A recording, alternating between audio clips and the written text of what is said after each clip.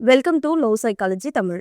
இன்னைக்கு நம்ம பேச போற விஷயம் கொஞ்சம் ஆழமானது. அதே சமயம் நிறைய பேரோட வாழ்க்கையில நிம்மதியை குலைக்கிற ஒரு விஷயத்த பத்தி தான் இன்னைக்கு நம்ம பேச போறோம். அதுதான் நம்பிக்கை துரோகம்.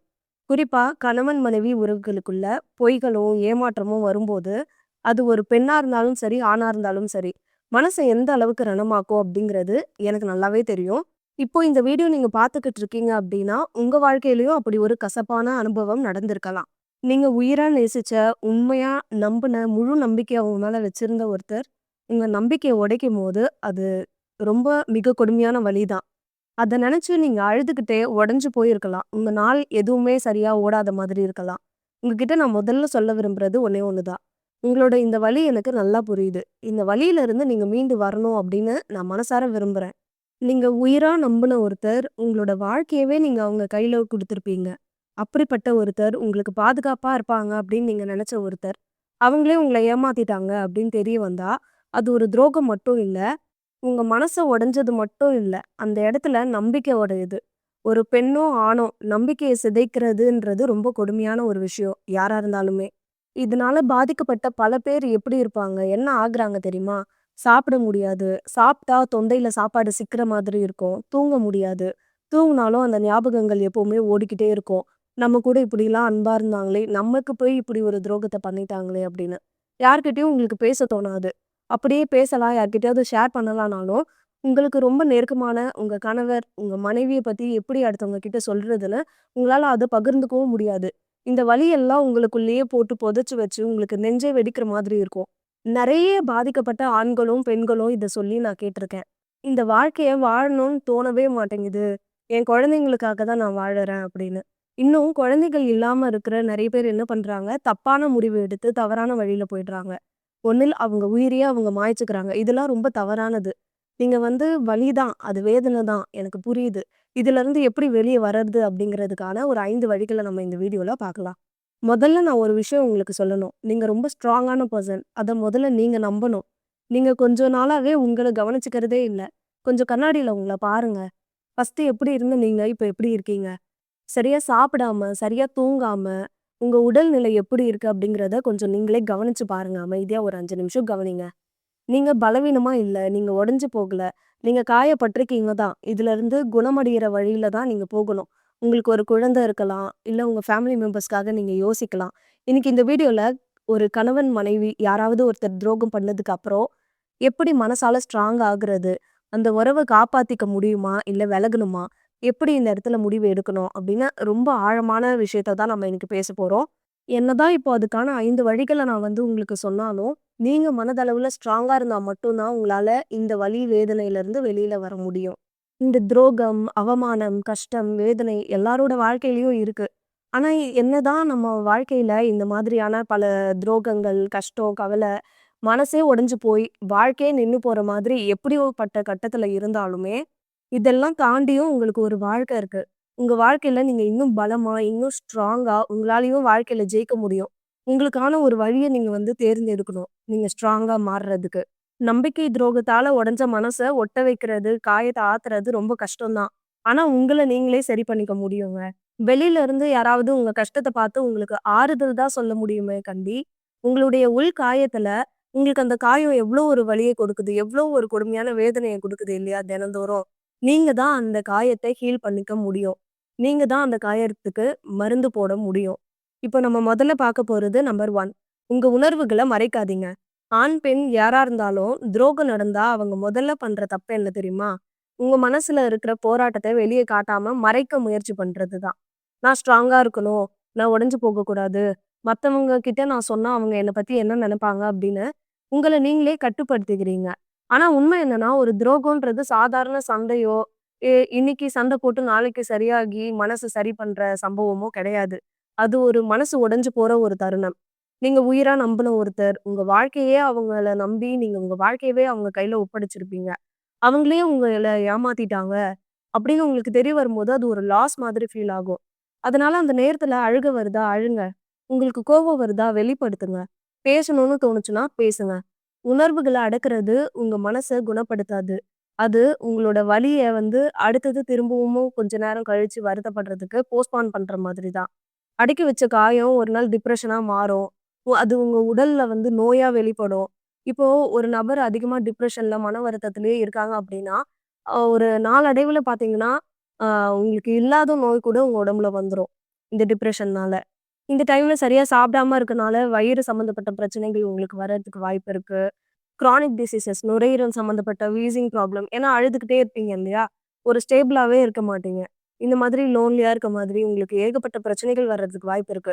அதனால உங்களுக்கு குழந்தைகள் இருக்காங்க அப்படின்னா, நீங்க இந்த மாதிரி இருக்கிறது சரியில்ல. உங்கள நீங்க குணப்படுத்தியே ஆகணும். எனக்கு குழந்தைங்க இல்ல. நான் எப்படி இதுலருந்து சரியாகுறது அப்படின்னா, உங்களுக்கும் வாழ்க்கை இருக்கு. உங்களாலயும் கண்டிப்பா இதுலருந்து வெளிவர முடியும்.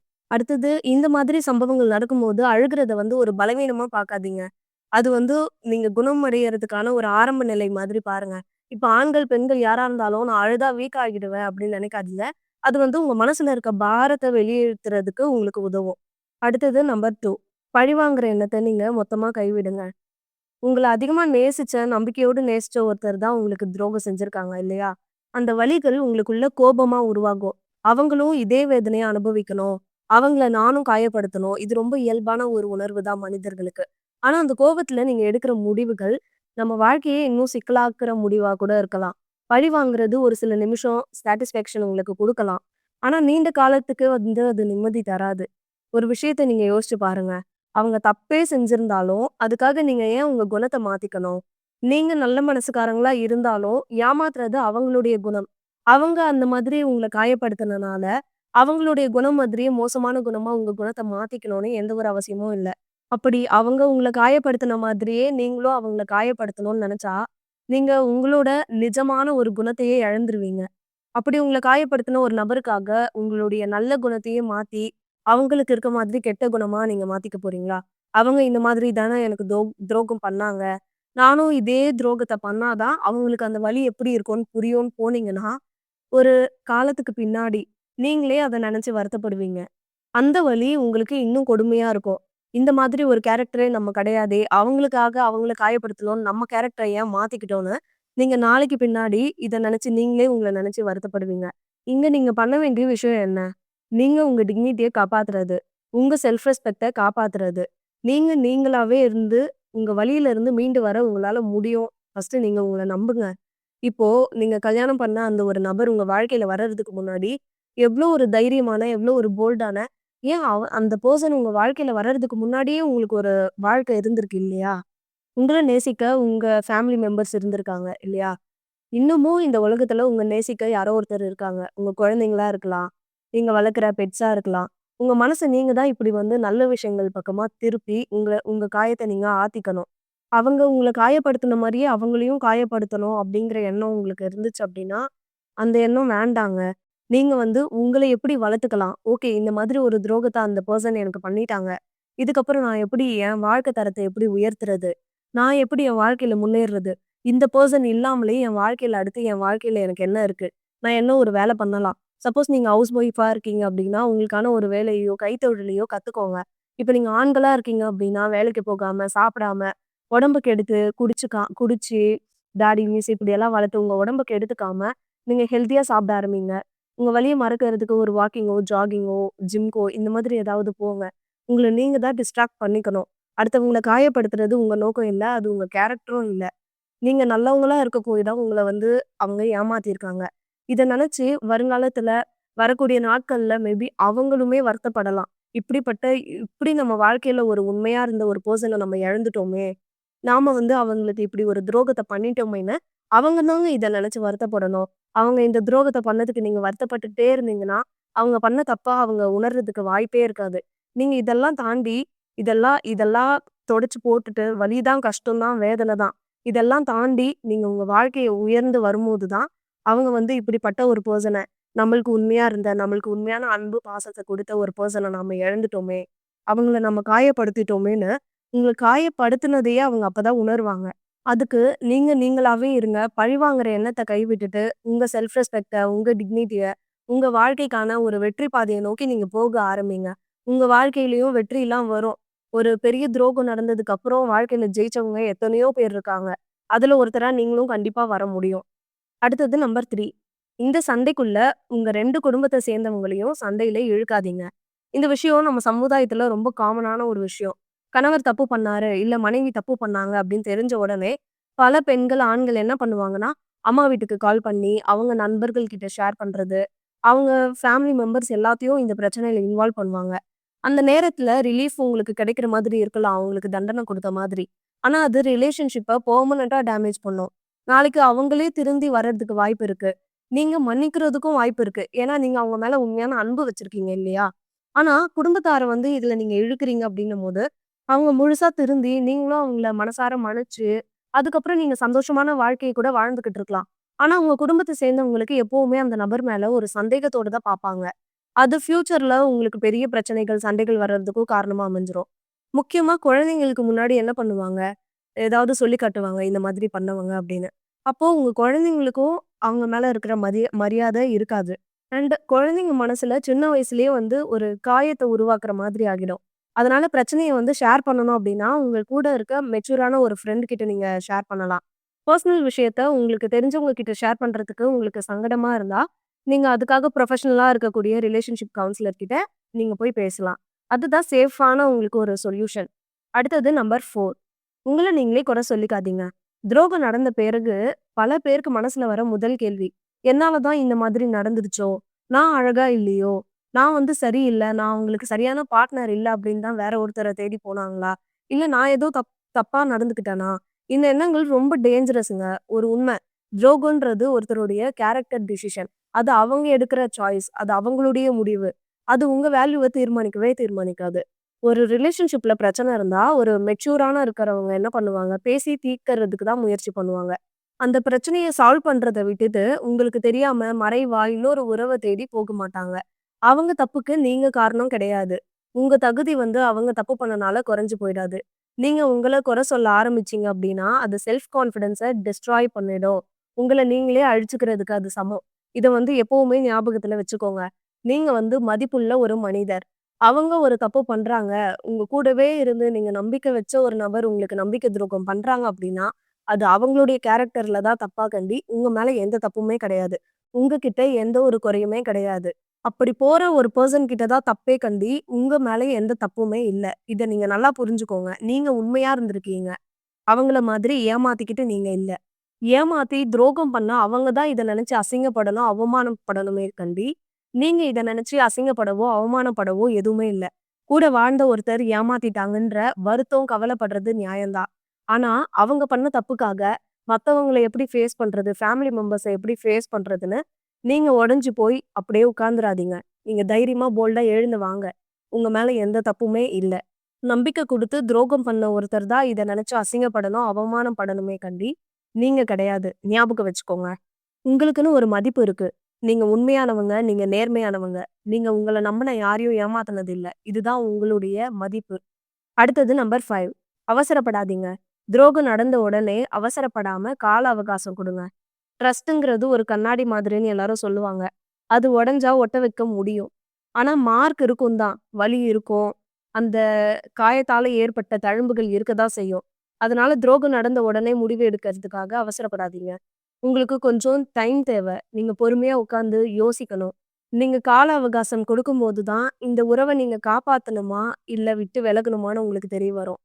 அவங்க துரோகம் பண்ண அந்த நபர், அவங்க வந்து ப்ரூவ் பண்ணணும். மன்னிப்பு கேட்டா மட்டும் போதாது. அவங்க செய்ய வேண்டியது என்ன? உண்மைய முதல்ல பேசணும். உண்மை எதுவா இருந்தாலும் உங்ககிட்ட மறைக்காம உண்மைய பேசணும். அப்படி பேசுற ஒருத்தர உண்மைய பேசுற ஒருத்தர தான் நீங்க நம்பணும். அது ஆணா இருந்தாலும் சரி, பெண்ணா இருந்தாலும் சரி. ஓப்பனா கம்யூனிகேட் பண்ணணும். இந்த தவறெல்லாம் நான் பண்ணிட்டேன். என்ன மன்னிச்சிடு. இதுக்கப்புறம் நான் பண்ண மாட்டேன்னு அவங்க தப்ப அவங்க உணர்ந்து உங்ககிட்ட வந்து மன்னிப்பு கேட்கணும். கன்சிஸ்டன்ட்டா அவங்களோட பிஹேவியர்ல சேஞ்சஸ காட்டணும். நம்பிக்கை திரும்பவும் வந்து பில்ட் ஆகணும் அப்டின்னா, அது ஸ்லோ ப்ராசஸ் தான். அதனால பேஷன்ஸ் ரொம்ப முக்கியம். நீங்க கொஞ்சம் காலம் வெயிட் பண்ணி தான் ஆகணும். உங்க ரிலேஷன்ஷிப்ப காப்பாத்திக்கணும் அப்டின்னா.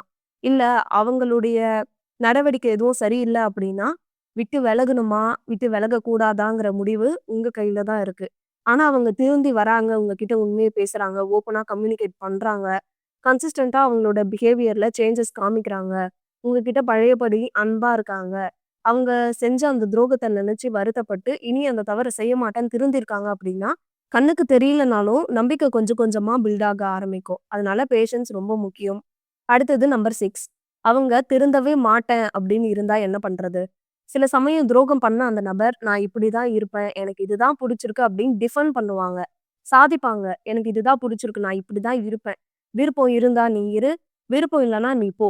நீ எப்படி போனா எனக்கு என்ன அப்படின்னு அவங்களுக்கு எந்த ஒரு குற்ற உணர்ச்சியுமே இருக்காது. அப்படிப்பட்ட ஒரு சூழ்நிலை இருக்கு அப்படின்னா, அது ரொம்பவே பெயின்ஃபுல்லான ஒரு மொமெண்ட் தான். அத மறுக்கவே முடியாது. அது ரொம்ப வலி தரக்கூடிய ஒரு விஷயம் தான். ஒரு வேள அவங்க அந்த உறவ விடமாட்டேன், நான் இப்படிதான் இருப்பேன்னு சொன்னா, அந்த நேரத்துல பல பேர் என்ன பண்ணுவாங்க, அவங்கள தொரத்தி தொரத்தி போறது, அவங்க கால்ல விழுந்து கெஞ்சுறது, "என் வாழ்க்கையே நீதான். இப்படி என்ன விட்டு போகாத. நீ தப்பு பண்ணியிருந்தாலும் பரவால்ல. ஆனா நீ என் கூட வாழு. நான் உன்ன மன்னிக்கிறேன்" அப்படின்னு மன்னிப்பு கேட்காத ஒருத்தர மன்னிக்கிறதுக்கு தயாரா இருக்கிறது மிகப்பெரிய தப்பு. அவங்க பண்ணது தப்புன்னே உணரல. உங்ககிட்ட மன்னிப்பே கேட்கல. ஆனா சில பேர் என்ன பண்ணுவாங்க, இப்படி போயி, "நீ என்ன தப்பு பண்ணாலும் பரவால்ல. இதுக்கப்புறம் நீ கரெக்ட்டா இருந்தா போதும். நான் உன்ன மன்னிக்கிறேன். என் கூட வாழ்." இப்படி கேட்கிறவங்களும் இருக்காங்க. இப்படி செய்ற ஆண்களும் இருக்காங்க, பெண்களும் இருக்காங்க. நீங்க தப்பே செய்யாம ஏன் கெஞ்சுறீங்கன்னு ஒரு வாட்டியாவது யோசிச்சு பார்த்துருப்பீங்களான்னு கேட்டா, கண்டிப்பா இல்ல. அவங்க யோசிக்க மாட்டாங்க. அவங்களுக்கு தேவைலாம் என்ன? ரிலேஷன்ஷிப்ப காப்பாத்தணும். அந்த நபர் என் கூட இருக்கணும். நான் அவங்க மேல ரொம்ப அளவுக்கு அதிகமான அன்பு வச்சிருக்கேன். அதனால அவங்க என் கூட இருக்கணும்னு நெனைப்பீங்க. ஓகே. ஒரு அன்ப குடுத்த ஒரு பெர்சன் இப்படி நெனைக்கிறது நியாயம் தான். ஆனா, இப்படி போய் கெஞ்சுறதால எந்த ஒரு பயனுமே இல்ல. அது உங்க செல்ஃப் ரெஸ்பெக்ட்ட தான் டேமேஜ் பண்ணுமே கண்டி, உங்க ரிலேஷன்ஷிப்ப காப்பாத்தாது. நீங்க இப்படி போய் கெஞ்சும்போது, தப்பு பண்ண அந்த ஒரு நபர், துரோகம் பண்ண உங்க கணவனோ, மனைவியோ, அவங்க மனசுல எப்படி இருக்கும்? இவன் ஒரு ஆளே இல்ல. இந்த நபர்லாம் ஒரு வேல்யூவே இல்லாத பெர்சன். உங்களுக்கு ஒரு வேல்யூவே இல்லாத மாதிரி உங்கள ரொம்ப சீப்பா பாப்பாங்க. ஸோ, உங்களுக்கு செல்ஃப் ரெஸ்பெக்ட் எல்லாருக்குமே ரொம்ப முக்கியம். ரிலேஷன்ஷிப்பா, செல்ஃப் ரெஸ்பெக்ட்டான்னு வந்தா, கண்டிப்பா ஃபர்ஸ்ட்டு செல்ஃப் ரெஸ்பெக்ட்ட தான் காப்பாத்தணும். ஏன் அப்டின்னா, செல்ஃப் ரெஸ்பெக்ட் இருக்க இடத்துல ரிலேஷன்ஷிப் ரொம்ப ஸ்ட்ராங்கா இருக்கும். என்னைக்குமே உங்க செல்ஃப் ரெஸ்பெக்ட்ட விட்டுட்டு போய் யார்கிட்டயுமே கெஞ்சாதீங்க. உங்களோட வேல்யூவ நீங்க உங்களோட செல்ஃப் ரெஸ்பெக்ட் உங்க வேல்யூவ நீங்க உயர்த்தும்போது தான், உங்களோட மதிப்பு என்ன அப்டின்னு ஆப்போசிட்ல இருக்க அந்த பெர்சனுக்கு புரியும். நீங்க இப்டி போய் கெஞ்சிக்கிட்டே இருந்தீங்கன்னா, நீங்க வேல்யூவே இல்லாத ஒரு பெர்சன். உங்கள ஒரு குப்ப மாதிரி தான் பாப்பாங்க. உண்ம அதுதான். நெறைய ரிலேஷன்ஷிப்ல நெறைய பேர் ஃபேஸ் பண்ணி, என்ன ஒரு டிஷ்யூ பேப்பர் மாரி பாக்குறாங்க. என்ன ஒரு குப்ப மாதிரி பாக்குறாங்கன்னு நெறைய பேர் சொல்லி நான் கேட்டுருக்கேன். இந்த வீடியோவ பார்த்துக்கிட்டு இருக்க துரோகத்த அனுபவிச்ச ஆண், பெண் யாரா இருந்தாலும், அந்த ஒரு பெர்சன் கூட வாழணுமா, விட்டு விலகணுமாங்கிற முடிவு உங்க கையில தான் இருக்கு. ஆனா, இவங்க இந்த மாதிரி எல்லாம் இருந்தாலும், அவங்க கூட தான் நான் வாழணும். என்னோட வாழ்க்கையில நான் அவங்க கூட தான் வாழ்ந்தாகணும். எனக்கு குழந்தைங்க இருக்காங்க. அப்படின்ற ஒரு சிச்சுவேஷன்ல நீங்க இருக்கீங்க அப்படின்னா, கண்டிப்பா அவங்க பண்ற எல்லாத்தையும் நீங்க இவ்ளோ நாள் சகிச்சுக்கிட்டு, பொறுத்துக்கிட்டு இப்படிதான் இருந்திருப்பீங்க. இன்னும் கொஞ்சம் காலம் நீங்க பொறுமையா தான் இருக்கணும். நீங்க கொஞ்சம் உங்க கேரக்டர அதாவது அவங்க கிட்ட போய் கெஞ்சிக்கிட்டு இருந்த அந்த ஒரு பிஹேவியர நீங்க சேஞ்ச் பண்ணி, உங்க செல்ஃப் ரெஸ்பெக்ட்ட நீங்க பில்ட் பண்ணி, உங்களுக்கு மரியாதை குடுக்குற இடத்துல தான் நீங்களும் மரியாதை குடுப்பேன். உங்களுக்குன்னு ஒரு ஸ்டாண்டர்ட நீங்க உங்க ஃபேமிலிக்குள்ள, அதாவது உங்க வீட்ல நீங்க உருவாக்கணும். இவ்ளோ நாட்கள், இவ்ளோ வருடங்கள் உங்க சுயமரியாதைய இழந்து நீங்க போய் கெஞ்சிருந்தாலும், அன்புக்காக ஏங்கியிருந்தாலும் இது எல்லாத்தையும் உடனே ஸ்டாப் பண்ணுங்க. ஒருத்தர்கிட்ட போய் நீங்க கெஞ்சிக்கிட்டு, அவங்கள பிடிச்சு வச்சுக்கிட்டு இருக்கிறதால, அவங்க திருந்த மாட்டாங்க. இதுதான் நிதர்சனமான உண்ம. ஆனா, நீங்க கொஞ்சம் விலகி அவங்க பண்ற தப்பு எல்லாமே உங்களுக்கு தெரியும். இவ்ளோ நாள் நீங்க அட்ஜஸ்ட் பண்ணிக்கிட்டு தான் வாழ்ந்துகிட்டு இருக்கீங்க அப்படின்னா, ஓகே. அவங்க பண்ற தப்பெல்லாம் நீங்க பொறுத்துக்க முடியலனாலும் அட்ஜஸ்ட் பண்ணியிருக்கீங்க. இப்ப அவங்க கிட்ட போய் கெஞ்சுறதெல்லாம் ஸ்டாப் பண்ணி, ஒரு ஸ்டெப் பின்னாடி தள்ளி நின்னு, அவங்கள விட்டு நீங்க விலகி நின்னா தான், உங்க வேல்யூ அவங்களுக்கு புரியும். எப்பவுமே கெஞ்சிட்டு இருந்த ஒரு பெர்சன், என்ன இப்ப திடீர்னு கெஞ்ச மாட்றாங்களே! நம்மகிட்ட எப்பவுமே இப்படி இரு, இத பண்ணாத, அத பண்ணாதன்னு கெஞ்சிட்டே இருப்பாங்களே! அந்த நபர் இப்ப எங்க போனாங்கன்னு, உங்கள பத்தி அப்பதான் அவங்க யோசிக்கவே ஆரம்பிப்பாங்க. நீங்க அவங்கள விட்டு கொஞ்சம் விலகி இருந்தா தான் உங்க வேல்யூ என்னன்னு புரியும். உங்க வேல்யூ புரிஞ்சா தான் அவங்க பண்ற தப்பு அவங்களுக்கு குற்ற உணர்ச்சியே ஃபர்ஸ்ட்டு வரும். உங்க கடமைய நீங்க டெய்லி பண்ணுங்க. நான் இப்படிதான் இருப்பேன், இப்படிதான் துரோகம் பண்ணுவேன் அப்படின்னு பிடிவாதமா இருக்கவங்க கிட்ட, ஒரு ஸ்டெப் தள்ளி நின்னு, அவங்க கிட்ட இருந்து விலகி இருங்க. உங்க வேல்யூ அவங்களுக்கு புரிய வரும். அதுக்கு முன்னாடி நீங்க ஃபர்ஸ்ட்டு உங்கள மதிக்க ஆரம்பிங்க. நீங்க உங்கள மதிச்சா தான், உங்கள சுத்தி இருக்கவங்களும், இந்த உலகமும் உங்கள மதிக்கும். உங்க வேல்யூவ நீங்க இன்கிரீஸ் பண்றதுக்கான வழிய ஃபர்ஸ்ட்டு தேடுங்க. உங்களுக்கும் ஒரு டேலண்ட் இருக்கும். உங்களுக்கும் ஏதாவது சாதிக்கிறதுக்கு இருக்கும். கண்டிப்பா இருக்கும். உங்களுக்குள்ள ஏதாவது ஒரு திறமை இருந்திருக்கலாம். பெண்களா இருந்தா, ஹவுஸ் ஒய்ஃபா நான் இருக்கேன். நான் என்ன பண்றது அப்டின்னா, கண்டிப்பா மேரேஜ்க்கு முன்னாடி உங்களுக்கும் ஏதாவது ஒரு தனித்திறமை இருந்திருக்கலாம். அத நீங்க திரும்பவும் வளர்த்துக்க ஆரம்பிங்க. ஆண்களா இருந்தா உங்களுக்கு என்ன பிடிக்குமோ, உங்க வாழ்க்கைய நெக்ஸ்ட் லெவலுக்கு எப்படி நீங்க பில்ட் பண்ண முடியுமோ, அந்த வழிய நோக்கி நீங்க நகர ஆரம்பிங்க. நீங்க உங்க வாழ்க்கையில வெற்றியை நோக்கி நகர ஆரம்பிக்கும்போது, இந்த மாதிரி துரோகம் பண்ணவங்க உங்க கூட தான் இருந்தாகணும். ஆனா, இப்படி உங்கள விட்டுட்டு ஏமாத்தி உங்கள கஷ்டப்படுத்துனவங்க அவங்களாவே தானாவே வருவாங்க. அப்படி வரல அப்படின்னாலும், நீங்க உங்க லெவல உயர்த்தி, நீங்க ஒரு பொசிஷன்ல இருக்கும்போது, அப்படி பண்ண அவங்க துரோகத்த பத்தி யோசிக்கிறதுக்கு உங்களுக்கு டைம் கூட இருக்காது. ஏன்னா நெக்ஸ்ட்டு உங்க லைஃப்ல என்ன பண்றது? நெக்ஸ்ட்டு உங்க வாழ்க்கையில அடுத்தது என்ன சாதிக்கலாம்? அப்படிங்கிறத பத்தி தான் உங்க தாட் இருக்கும். உங்க குழந்தைங்க இருக்காங்களா? அவங்கள எப்படி நல்ல ஒரு ஸ்டடீஸ் குடுக்குறது? அவங்களுக்கு எப்படி ஒரு நல்ல படிப்பு, எதிர்காலத்த எப்படி உருவாக்குறது? இந்த மாதிரி தான் உங்க தாட்ஸ் இருக்குமே கண்டி, ஏமாத்துன, துரோகம் பண்ண, அவங்கள பத்தி யோசிக்கிறதுக்கு உங்களுக்கு டைமே இருக்காது. ஸோ கொஞ்சம் விலகி இருந்து உங்களோட வேல்யூவ இன்கிரீஸ் பண்ணுங்க. அடுத்தது நம்பர் 7. உங்கள திரும்பவும் நீங்க கண்டுபிடிக்கிறது. துரோகம் நடந்த பிறகு பல பேர் என்ன பண்றாங்க? உங்களையே நீங்க மறந்து போயிடுறீங்க. நீங்க தொலைஞ்சு போன உங்கள தேடி கண்டுபிடிக்கணும். உங்க வாழ்க்கைய உயர்த்தணும். உங்க செல்ஃப் ரெஸ்பெக்ட்ட உயர்த்தணும் அப்படின்னா, நீங்க பண்ண வேண்டியது இதுதான். உங்களோட வாழ்க்கை முழுசா என்ன இருக்கும்? நீங்க உங்க கணவரையோ, உங்க மனைவியோ நெனச்சு, உங்க வாழ்க்கை ஃபுல்லா அவங்கள மட்டுமே சுத்தி இருந்திருக்கும். ஆனா, இந்த டைம் ஒரு புது ஆரம்பமா இருக்கலாம்.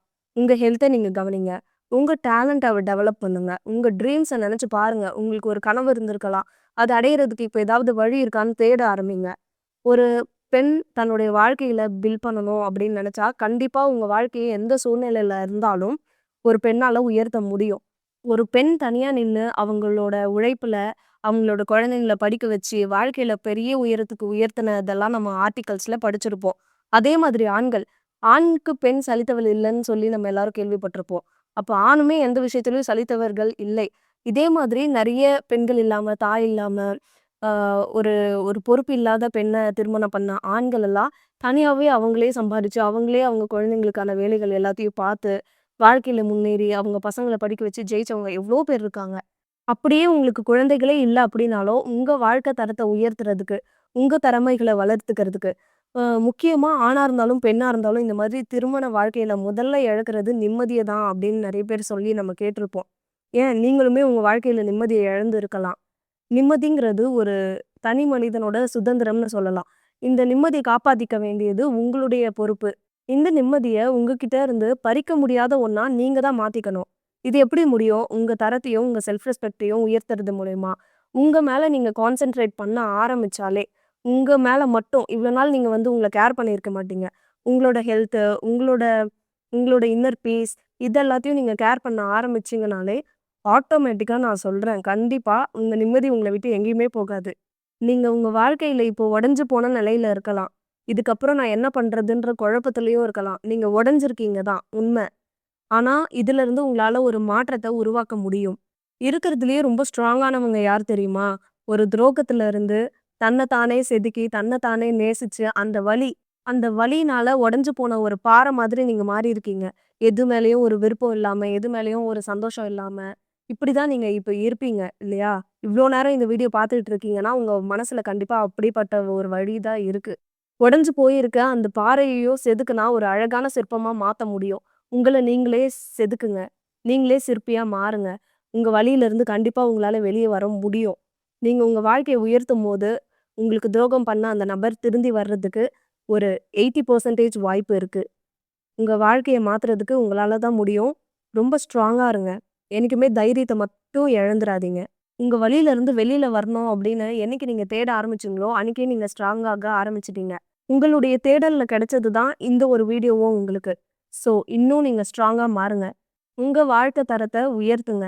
இந்த வீடியோ கண்டிப்பா காயத்துல இருக்க உங்க மனசுக்கு ஏதோ ஒரு வகையில ஒரு ஆறுதலையோ, இல்ல இதுலருந்து வெளியில வர்றதுக்கான ஒரு வழியையோ, உங்களுக்கு யோசிக்கிறதுக்கு உங்க வாழ்க்கையில ஒரு மாற்றத்தை ஏற்படுத்துறதுக்கு கொஞ்சமாவது உதவி இருக்கும் அப்படின்னு நான் நினைக்கிறேன். நம்புறேன். உங்களுக்கு இந்த வீடியோ யூஸ்ஃபுல்லா இருந்திருந்தா லைக் பண்ணுங்க. வேற யாருக்காவது இது வந்து தேவைப்படும் அப்படின்னு நினைச்சீங்கன்னா ஷேர் பண்ணுங்க. நான் உங்கள அடுத்த ஒரு சைக்காலஜி வீடியோல சந்திக்கிறேன். அதுவரைக்கும் அடுத்தவங்க மேல காட்டுன லவ், அன்புல கொஞ்சமாவது உங்க மேல நீங்களே காட்டிக்கோங்க. உங்களுக்கு நீங்களே லவ் குடுத்துக்கோங்க. நன்றி.